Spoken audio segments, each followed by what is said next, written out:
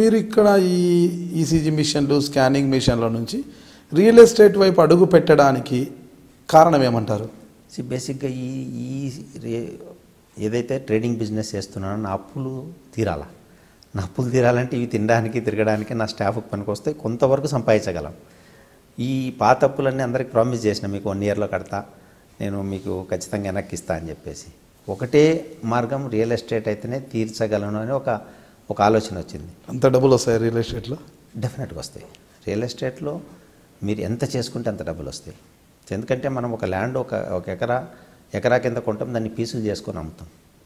So మేమేం చేసాం real ఎస్టేట్లో కూడా, రియల్ ఎస్టేట్కి ఎప్పుడు చేయలేదని. ఒక ల్యాండ్ కొనుక్కొని ఆ ల్యాండ్కు 5 ఎకరాలు, ఫస్ట్ 2 ఎకరాలతో స్టార్ట్ చేసాం. 2 ఎకరాల కాంపౌండ్ వాల్ పెట్టి, గేట్ పెట్టి, ప్రతి ప్లాట్కి కూడా కాంపౌండ్ వాల్ కట్టించాం. అది ఒక యూనిక్ సెల్లింగ్ పాయింట్ మాది. ఇప్పుడు మీరు suppose you by plot number 100, your plot will have a compound wall with the gate. Any day nobody can encroach into your plot. That is the style we have started. There is a unique. Nobody in the real estate in the entire country, nobody has done that. So I thought something new we must do. Something new we have done, and we were successful. Then we have started with 20 houses first. When we have started. Where sir? ఎక్కడ first మీ అడుగు ఎక్కడ పడింది real estate రంగంలో? ఎక్కడ స్థలం కొన్నారు? మీ అడుగు ఎక్కడ పడింది? తొలి అడుగు ఎక్కడ? కర్నూలులో ఐటీసీ ఫ్యాక్టరీ ఒకటి ఉంది, నేషనల్ హైవేలో. ప్రమీలమ్మ గారు అని ఆమె ఎవరిని లోపలికి కూడా రానియదు. ఎవరితో మాట్లాడాలంటే కూడా ఆమె గేట్ లోపల ఉంటే మనం గేట్ బయట నిలబడుకొని మాట్లాడాలా. నన్ను కూడా ల్యాండ్ ఏజెంట్ తీసుకెళ్ళాడు. ముందే చెప్పాను నాకు, నేను లోపల రానియదు, నువ్వేం ఫీల్ కారాదని. సరే, నేను మహారాజు రావులు. ఆమె పెద్ద భూస్వామి. ఆమెకు ఒక భయం కూడా, భర్త లేడు, ఎందుకు వీళ్ళతో అందరితో మాట్లాడదామని. సరే, నేను వెళ్ళి నా పద్ధతిలో నేను నమస్కారం పెట్టి నిలబడిన తర్వాత ఆమెకి ఏమనిపించిందో ఏమో, లోపలికి రా బాబు అని నన్ను పిలిచింది. లోపలికి పోయిన తర్వాత వీళ్ళందరూ వండరు, ఎవరు మమ్మల్ని తీసుకెళ్ళిన వాళ్ళు కూడా. అన్న మేము ఏదో అనుకుంటుమే అని అంటే నేను చాలా చక్కగా మాట్లాడినా. ఆమె నాకు ల్యాండ్ ఇవ్వడమే కాకుండా కొంత అడ్వాన్స్ ఇచ్చిన తర్వాత 1 ఎకర్ నాకు ముందు కూడా రిజిస్టర్ చేసి ఇచ్చింది, నా బిహేవియర్ చూసి, నాది చూసి. సో అక్కడి నుంచి స్టార్ట్ చేసాము. ఫస్ట్ 20 ఇళ్ళతోనే స్టార్ట్ చేసాము. ఆ 20 ఇళ్ళు స్టార్ట్ చేసినప్పుడు కూడా అసలు నాకు రియల్ ఎస్టేట్ అంటే ఏమో తెలియదు. అడ్వర్టైజ్మెంట్ ఇచ్చి అప్పుడు చాలా కష్టాలు ఉన్నాము, హైదరాబాద్ నుంచి పోయాని చెప్పాను కదా. సో కస్టమర్లకు అడ్వర్టైజ్మెంట్ ఇస్తే నా దగ్గర 1-2 స్టాఫ్ ఉన్నారు, వాళ్ళు వేరే బిజినెస్లు చేస్తున్నారు, ఈ ఎలక్ట్రానిక్ బిజినెస్, మెడికల్ బిజినెస్. నేనే కారులో వెళ్ళి కస్టమర్ని పిలుచుకొచ్చుకొని నేనే చూపించి చాలామందిని, వాళ్ళు థియేటర్ దగ్గర దించాము, ఆదివారం ఫ్రెండ్స్ ఇంటి కాడ దించమంటే ఫ్రెండ్స్ ఇంటి కాడ దించాము. అట్లా బిజినెస్ స్టార్ట్ చేసాము. నా ఫస్ట్ కస్టమరు, నాకు ఫోన్ చేసిన కస్టమరు ఇంజనీర్. ఆయన ఇంటికి వెళ్ళాను నేను సాయంత్రం. అప్పుడు ఇంటికి వెళ్తే భార్య భర్తలు అంతా కూర్చున్నారు. అన్ఫార్చునేట్లీ నా ఇంజనీర్ని తీసుకెళ్ళాను నాతో పాటు. ఆ రోజుకి ఇంజనీర్ని పెట్టుకున్నాం, కానీ సరే మనకేదో కాన్ఫిడెన్స్ ఉంది కదా అని పోయినాం. పోతే వాళ్ళంతా నేనంతా చెప్పుకుంటూ వచ్చిన. ఆయన ఒక క్వశ్చన్ వేశాడు, రెడ్డి గారు ఏం కడ్డీలు వాడతారు మీరు మా ఇంటికి అని. ఐ సెడ్, సార్ నిజంగా నాకు ఆ కడ్డీలు అంటే కూడా ఏమో తెలియదు, బట్ ఒక్క మాట చెప్పగలను, మీ ఇల్లు భద్రంగా కట్టిస్తాను సార్ అన్న. I don't know 8 mm, 12 mm, 16 mm కూడా నాకు తెలియదు. Frankly telling that I really don't know, but I have accepted. నాకు నిజంగా తెలియదు సార్, మా ఇంజనీర్ రాలే ఈరోజు నాతో పాటు, బట్ ఖచ్చితంగా మీ ఇల్లు భద్రంగా కట్టించే బాధ్యత నాది, నేను కట్టిస్తాను. His wife has accepted my word. They give 5,000 rupees advance. That is my first investment. ఎంత ఇల్లు కాస్ట్ ఎంత సార్? 5,50,000 అది. Double bedroom house. ఎంత స్క్వేర్ ఫీట్? ఎంత? 1000 square feet house. 1000 square feet house. So అట్లా 20 ఇల్లు స్టార్ట్ చేసాము. First time in the history of కర్నూలులో ఇండిపెండెంట్ హౌస్ స్టార్ట్ చేసింది రాఘమయ్య బిల్డర్స్. అప్పటిదాకా అపార్ట్మెంట్ కల్చరే ఉండింది. దెన్ ఆ 20 ఇల్లు నెక్స్ట్ కస్టమర్ వచ్చేసి మాకు ఒక పోలీస్ ఆఫీసర్. ఆయన ప్లాట్ ఇల్లు కొనుక్కున్నాడు. పోలీస్ ఆయన కదా, బ్రహ్మాండమైన అపనమ్మకంతో ఒకరోజు ఏం చేశాడు, ఇల్లు ఒక స్టేజ్కి వచ్చిన తర్వాత ఆయనకు ఎవరో చెప్పినారు క్వాలిటీ బాగాలేదు అది ఇది. ఆయన ఒక ఇంజనీర్ని పిలుచుకొచ్చుకున్న తర్వాత నేను సైట్లో నేనే అప్పుడు లేబర్ పేమెంట్ అని నేనే ఇచ్చుకుంటేవాడిని. అంటే బ్యాక్ సైడ్ నుంచి పోయి నన్ను చూస్తే నేను ఇబ్బంది పడతా అని చెప్పేసి ఆయన చూపించుకొని ఇల్లంతా చూసిన తర్వాత ఇంజనీర్ ఆయన జగన్నాథం గారు ఆయన పేరు. ఆయన అంతా చూసిన తర్వాత అడిగినాడు, ఎంత ఇస్తున్నావు ఈ డబ్బులకు ఈ ఇంటికి అని. 5.5 లక్షలు సార్. 5.5 లక్షకు నీ జీవితంలో ఇంతకంటే మంచి ఇల్లు కట్టించుకోలేవు నువ్వు, ఇంతకంటే ఆయన లాభానికి చేస్తలేడు, ఆయనకు నష్టం వస్తుంది దీంట్లో అని చెప్పి. అదే పదం ఆయన పోలీస్ ఆయన నాకు ఫోన్ చేసి, రెడ్డి గారు ఇట్లా చేసిన అంటే, మీరు మంచి పని చేసినారు, మీరు చెడ్డ పని చేయలేదు, అట్లీస్ట్ మీ కన్ఫర్మేషన్ వచ్చింది కదా, మనసులో ఒక వెల్త్ లేకుండా తీరిపోయింది. అయిపోయింది. Are you happy now? Reddy garu ఇంకా నేను మీ అంబాసిడర్, నేను మీ ఇల్లు గురించి మాట్లాడతా. Then we have sold that 20 houses within 2.5 monthsలోనే మొత్తం ఇల్లు బుక్ చేసాం. సో ఇమ్మీడియట్గా ఒక 40 ఇల్లు స్టార్ట్ చేసాం. నాణ్యత నమ్ముకొని ముందుకు పోయారు. సో ఆ 40 ఇల్లు స్టార్ట్ చేసిన దాంట్లో నా ఇల్లు కూడా కట్టుకున్నాను. So then I restarted started repaying my money. అందరిని పిలిచి, నా దగ్గర కొంచెం డబ్బులు వస్తున్నాయి తీసుకోండి. దెన్ కొంతమంది వెనక్కి తీసుకున్నారు, కొంతమంది మాకు ఇప్పుడు ఏం అవసరం ఉందిలేనా, నువ్వు బాగున్నావు కదా పెట్టుకో. I said now first you take back my entire money, what ever నీకు డ్యూ ఉన్నది నువ్వు తీసుకో. మళ్ళీ నీతో నాకు డబ్బులు ఎట్లయినా అవసరం పడుతుంది, బిజినెస్లో ఉన్నా. కొత్త అప్పు చేస్తా, పాత అప్పు నీకు నాకు అందరికీ త్రికరణ శుద్ధిగా ₹2 వడ్డేసి కట్టేసి అందరికీ ఒక 2-3 ఏళ్ళలో. 2004 కంతా we have become very very very comfortable. So అప్పుడు మా స్టాఫ్, మాకు చాలా సీనియర్ స్టాఫ్ ఉన్నారు నా దగ్గర, చాలా సిన్సియర్గా పనిచేసేవాళ్ళు. We took a very strong decision ఆ రోజు, వెరీ కాన్షియస్ డిసిషన్ రాదు. మెడికల్ బిజినెస్ దగ్గర 40 లక్షలు టర్న్ ఓవర్ చేస్తుంటుంది, 4 కోట్లు టర్న్ ఓవర్ చేస్తుంటుంది, 40 లక్షలు ప్రాఫిట్ ఉండేది మాకు దాంట్లో సంవత్సరానికి. ఆయన కూడా ఒక డిసిషన్ తీసుకొని ఆ బిజినెస్ క్లోజ్ చేసి అందరం రియల్ ఎస్టేట్ మీద, ఎందుకంటే రియల్ ఎస్టేట్లో వీఆర్ సీయింగ్ బిగ్ మనీ.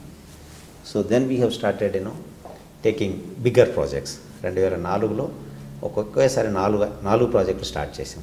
ఒక ప్రాజెక్టు ఒక 85 ఎకరాల ల్యాండ్ కొన్నాం. అది ఇద్దరు బిల్డర్లకు ఏదో చిన్న డిస్ప్యూట్ ఉంటే ఆ డిస్ప్యూట్ క్లోజ్ చేసుకొని మేము తీసుకొని we started like that. Then there is no end. Then people are after us. So like that real estate continue. ఇప్పటిదాకా దగ్గర ఒక కర్నూలు టౌన్లోని మేము ఎక్కడ కూడా ఎన్ని బిజినెస్లు వచ్చినా కూడా కర్నూలు టౌన్ దాటి ఎక్కడ ఒక బిజినెస్ చేయలేదు నేను రియల్ ఎస్టేట్. అంటే నాకు ఒక నమ్మకం కూడా, రియల్ ఎస్టేట్ అనేది ఎక్కడెక్కడో స్టార్ట్ చేసామనుకోండి ఎన్నెన్నో సమస్యలు వస్తాయి. స్టార్టింగ్లో చాలా లూక్రేటివ్ కనపడుతుంది. ఎక్సెల్ సీట్ తీసుకుంటే మనం 100 ఎకరాలు నాకు ల్యాండ్ ఇచ్చారనుకోండి 5 నిమిషాల్లో ఎంత లాభం వస్తుందో చెప్పగలం. స్టార్టింగ్లో చాలా బాగుంటుంది. తర్వాత మీరు ఇప్పుడు మనం చూసిన కంపెనీలు కూడా అట్లా కొలాప్స్ అయినవి. ఎందుకంటే డబ్బులు ఎక్కడి నుంచి వస్తుంటే ఎక్కడి నుంచి పోతుంటే కూడా మనకు తెలియదు తర్వాత. అందుకని ఎంత టెంప్టేషన్ వచ్చినా, ఎన్ని ఆఫర్లు వచ్చినా కూడా కర్నూలు టౌన్ దాటి ఎక్కడ రియల్ ఎస్టేట్ చేయలేము. మీరు బెంగళూరు, హైదరాబాద్లో చేయట్లేదు? ఎక్కడ చేయలేదు. నేను నా బిజినెస్ అంతా కర్నూలు టౌన్లోనే చేసా. 25,000 ఫ్యామిలీస్ ఉన్నారు నా కస్టమర్స్ ఈరోజు. సో 25,000 ఫ్యామిలీస్ అంటే దగ్గర 1,00,000 మందితో నాకు ప్రత్యక్ష సంబంధం ఉంది. ఒక 2,200 ఎకరాల ల్యాండ్లు కొనుక్కున్నాం. వాటిలో ఈరోజు కూడా కంపెనీలో 650 ఎకరాల పొలం ఇంకా కంపెనీ పేరు మీద ఉంది. సో రియల్ ఎస్టేట్ అనేది నేను ఎప్పుడైనా ఒకటే చెప్తాను ఎవరికైనా కూడా, మా జూనియర్స్ ఎంటర్ప్రెనర్స్ కూడా, ఒక ఊర్లో చేసుకొని డబ్బుల కోసమే తిరగాలి మనం. ఇక్కడనే మనం కరెక్ట్గా చేయగలిగితే, మనం న్యాయం చేయగలిగితే కస్టమర్లంతా మన వెంబడి ఉంటారని చెప్పేసి కూడా అందరికి కూడా చెప్తుంటాను. సో చాలా ట్రాన్స్పరెంట్ కూడా చేసాం బిజినెస్. ఇంకా మీరు గమనించవచ్చు. ఇప్పుడు ఒకే ఊర్లో రియల్ ఎస్టేట్ అంటే it is synonymous with litigation. మీ మన లిటిగేషన్ రియల్ ఎస్టేట్లో ఉంటుంది. కానీ మాకు చిన్న సమస్యలు వచ్చినాయి, రాదనలేదు. అక్రాస్ ద టేబుల్ తెంచుకున్నాం. ఎవరితోన్నా సమస్య వస్తే కూడా కూర్చోబెట్టుకొని, వద్దు ఈ డిస్ప్యూట్ వద్దు మనకు, నేనే కావాలంటే ₹1,00,000 2 లక్షలు లాస్ తీసుకుంటా, తెంచుకుందామని చెప్పి. తెంచుకోలేదు, ఇంకా ఆయన ఇబ్బంది అనుకుంటే కొట్లాడుకునేది ఏం లేదు. హ్యాపీగా కోర్టులు వెళ్దాం, కోర్టు ఎట్లా చెప్తే అట్లా ఇందామంటే వాళ్ళే 4-5 రోజుల తర్వాత వచ్చి. అందుకనే మాకు ఇప్పటిదాకా ఒక డిస్ప్యూట్ కూడా లేదు. అంటే మామూలుగా మున్సిపాలిటీలు వాళ్ళు వచ్చారు, కొత్త వెంచర్ పడుతుందంటే మున్సిపాలిటీ వాళ్ళు రావడం, అబ్జెక్షన్ చేయడం, స్థానిక లీడర్స్ వచ్చేసి ఇది పర్సంటేజ్లు అడగడం చేస్తుంటారు. అలాంటి ఇబ్బందులు ఏం రాలేదా మీకు? Fortunately all our leaders are very good. I didn't get any problem with any of my leaders. At officials? Officials are basically మాకు వెయిట్ చేసే కెపాసిటీ ఉంది.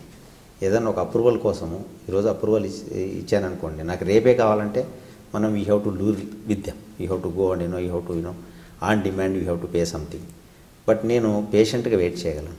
ఎందుకంటే ఒక ప్రాజెక్ట్ ప్లాన్ చేసుకుంటే ఒక 6 నెలల తర్వాత అప్రూవల్ వచ్చినా పర్లేదని చెప్పేసి 6 నెలల వరకు శ్రద్ధ సబూరి రెండు ఉన్నాయి మీకు. నేను మా లీడర్లు ఐఎమ్ టెల్లింగ్, ఈరోజు దాకా చాలామందికి ఒక అపోహ కూడా ఉంటుంది, ఆ ప్రాంతం వాళ్ళు డబ్బులు అడుగుతారని. నా దగ్గర ఈరోజు దాకా ఒక్క లీడర్ నేను ₹1 ఇవ్వలేదు. ఎవరు నన్ను డిమాండ్ కూడా చేయలేదు. And one more beautiful thinking what I have and the principle what I have, all the leaders are very close. ఒక్కరోజు కూడా ఒక్క లీడర్తో నాకు ఈ ఆఫీసర్కి ఫోన్ చేయండి, నాకు ఈ పని చేసి పెట్టండి అని ఈరోజు దాకా నేను ఎవరిని అడిగలేను. లీడర్స్ని పక్కన పెడితే వాట్ అబౌట్ మున్సిపల్ ఆఫీషియల్స్? చెప్పాను కదా ఇప్పుడు, నేను యాక్చువల్గా మున్సిపాలిటీలో చేసింది 2-3 ప్రాజెక్టులు. నేను అన్నీ కూడా విలేజ్లో చేశాను ఎక్కువగా. నా కాన్సన్ట్రేషన్ అంతా రూరల్ లేఅవుట్లన్నీ మనకు మున్సిపాలిటీ పంచాయతీలకు వెళ్తే సర్పంచ్ ఉంటారు, సెక్రటరీ ఉంటారు, అందరు చాలా హ్యాపీగా ఉంటారు సార్ మనతో. ఎందుకంటే ఆ ఏరియా డెవలప్ అవుతుంది. ఇప్పుడు నన్నూరు అనే విలేజ్లో మేము 650 ఎకరాలు ప్రాజెక్ట్ చేస్తున్నాం.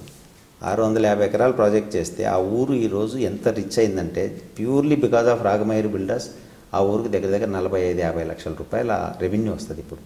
ఎందుకంటే మా ఎలా వస్తుంది? ఇప్పుడు మేము ల్యాండ్ కొంటాం, రిజిస్ట్రేషన్ ఎక్స్పెన్సెస్లో వాళ్ళకి షేర్ పోతుంది.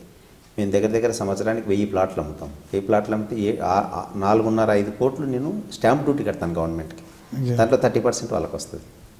So this are all indirect income to them, not to the పరోక్షంగా ఆదాయాన్ని కలగజేస్తున్నారు మీరు పంచాయతీకి.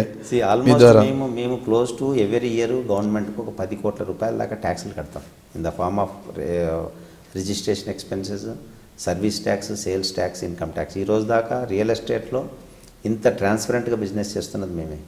ఈరోజు కూడా మా ప్రాఫిట్లు క్లియర్గా చూపించి ట్యాక్సులు కట్టి ఈరోజు ఇంత హ్యాపీగా ఉన్నామంటే ట్యాక్సులు కడుతున్నాం కాబట్టి మేము హ్యాపీగా ఉన్నాం. అందరినీ కూడా ఎంకరేజ్ చేస్తుంటాం. యాక్చువల్గా ట్యాక్స్ కట్టాలా, మనం పిల్లలకు రేపొద్దున ఇచ్చే డబ్బులు కూడా నిజాయితీ అయిన డబ్బులు అయితే పిల్లలు కూడా దాన్ని అనుభవిస్తారు. ఎందుకంటే లేకపోతే అనుకోండి మనం ఈ రోజుల్లో ఎట్లా పోతామో మనకు కూడా తెలియదు. పొరపాటున ఏదన్నా జరగరాని జరిగితే ఆ డబ్బులు వాళ్ళు ఎట్లా మేనేజ్ చేయాలని కూడా తెలియదు. అదే అఫీషియల్గా మనం ఇచ్చిపోయినాం అనుకోండి వాళ్ళ కనీసం ఒక రోజు కాకుండా ఒక రోజు మేనేజ్ చేసుకుంటారని చెప్పేసి ఒక విపరీతమైన నమ్మకం అది. అందులో మా father even though is a farmer, he use to ask me ట్యాక్సులు కడుతున్నావు కరెక్ట్గా అని. ఆయనకు తెలుసు ట్యాక్స్ అంటే ఏం కడుతున్నాను. సో ఆయన ప్రిన్సిపల్స్ అట్లే మైండ్లో పెట్టుకొని ఈరోజు కూడా జాగ్రత్తగా ట్యాక్సులు కట్టుకుంటూ వ్యాపారం చేస్తాను. మీకు ఎంతమంది సంతానం సార్? నాకు ఒకటే డాటర్, ఆమె పేరే రాగమయూరి. అదే మాకు అనుమానం అంటారు, రాగమయూరి అని ఎందుకు పేరు వచ్చింది మీ రియల్ ఎస్టేట్ వ్యాపారానికి? మయూరి, నా వైఫ్ వచ్చేసి ఆమె రాఘవేంద్ర స్వామి పెద్ద భక్తురాలు, మంత్రాలయం రాఘవేంద్ర స్వామి. సో ప్రిఫిక్స్ వేసుకుంది ఆమె రాగా అని, RAAGA రాగమయూరి. అట్లాగా ఆమె పేరు రాగమయూరి అయింది. వెళ్తుంటారా మంత్రాలయం మీరు? రెగ్యులర్ వెళ్తాను, ఎవ్రీ ఇయర్ ఖచ్చితంగా పోతాం. ఇయర్లీ వన్సా ట్వైసా? ఇయర్లీ వన్స్ పోతాం. ఒకసారి నేను పోకపోయినా నా వైఫ్ ఆమె మధ్యలో పోయేస్తుంటుంది. మీరు ఎట్లా బిజీగా ఉంటారు కాబట్టి ఇంకా బిజీ కాబోతున్నారు. బిజీగా ఉన్నా కూడా నేను I give lot of importance for the family. I always we go to very regularly Shirdi. మా ఇంటి దేవుడు వెంకటేశ్వర స్వామి, ఖచ్చితంగా సంవత్సరానికి ఒకసారి తిరుపతికి పోతాము. షిరిడికి 2 ఏళ్ళకు ఒక సంవత్సరము అట్లా పోతూ ఉంటాం. మంత్రాలయం దగ్గర కదండి, హాఫ్ డే 3 అవర్స్లో పోయేసి వచ్చేస్తాం. మిస్సెస్ వెంట కేవలం గుడులకైనా ఏమైనా మూవీస్కి అట్లా పెళ్ళేది ఏమైనా ఉందా? కొత్తగా పెళ్ళి అయినప్పుడు విపరీతంగా సినిమాలు చూసాము. బాగా నచ్చిన సినిమా మీకు? మేము పెళ్ళైన కొత్తలో వచ్చిన సినిమా గీతాంజలి ఒకటి. అప్పట్లోనే అంతా సాడ్ మూవీ. వెంకటేష్ సినిమా. సరే, అది we have seen that cinema almost ఒక 15 సార్లు చూసాం. వెంకటేష్ దివ్యభారతి ఉండింది దాంట్లోన. రోజు అప్పటికే నాకు షోరూమ్ ఉండింది, అప్పుడే బిజినెస్ స్టార్ట్ చేసాము. సో ఆమె రోజు సాయంత్రం 7:30-8కి వస్తే హోటల్లో, బృందావన్ హోటల్లో టిఫిన్ తినేది, ఆ సినిమాకి పోయేది. ఆ బొబ్బిల్ రాజం అండి. ఒక 15 సార్లు చూసినాం ఆ సినిమా. అంటే ఎందుకు అంత నచ్చింది ఆ సినిమా మీకు? నచ్చడమో నచ్చకపోవడం కాదు, దివ్యభారతిని చూడాలనే పక్క. దివ్యభారతి నా ఫ్యాను నెంబర్ 1. మా ఆఫీస్ భూపాల్ కాంప్లెక్స్లో ఉండింది, పక్కన థియేటర్, ఎదురుగా హోటల్. సో మళ్ళీ ఎక్కడెక్కడ పోవడం అని చెప్పేసి ఆడ తిని అట్లే సినిమాకి పోయేది. ఒక్కోసారి 15-20 నిమిషాలు సినిమా అయిపోతుండే, ఒక్కోసారి హాఫ్ కూడా అయిపోతుండే. ఆ థియేటర్ వాళ్ళే మమ్మల్ని చూసి నవ్వుతుండ్రి, కానీ ఇంకా చూసుకొని ఇంటికి వెళ్ళిపోతుంటాం. అట్లాగా మూవీ అన్నిసార్లు ఎందుకు చూడాల్సి వచ్చింది? హ్యాపీగా ఇంటికి వెళ్ళిపోవచ్చు కదా షాప్ కట్టేసి. ఏదో ఒక ఆనందం, కొత్తగా పెళ్ళి అయింది, వ్యాపారం నడుస్తుంది, ఒక ఆనందంతో సినిమాకి పోవడం. తర్వాత గీతాంజలి సినిమా కూడా అట్లాగే చూసాం. మా పక్క 2 థియేటర్లే కొంచెం బాగుండింది కర్నూలు, అది కూడా ఒక కారణం. ఇంకా మాకున్న రాధాకృష్ణ, చాంద్ టాకీస్ పాతగా అయిపోయింది. ఆఫీస్ పక్కలో సినిమా చూసి ఇంటికి వెళ్ళిపోయి use to have life like that. ఇక రాను ఇంకా సినిమాలు తగ్గిపోయినాయి. ఎంత సినిమాలు చూస్తున్నాండి ఇప్పటికి కూడా. ఈ మధ్య తగ్గించా. అంటే పాప, నా డాటర్ ఉన్నప్పుడు ఆమె కోసం సినిమాకి పోయినాం.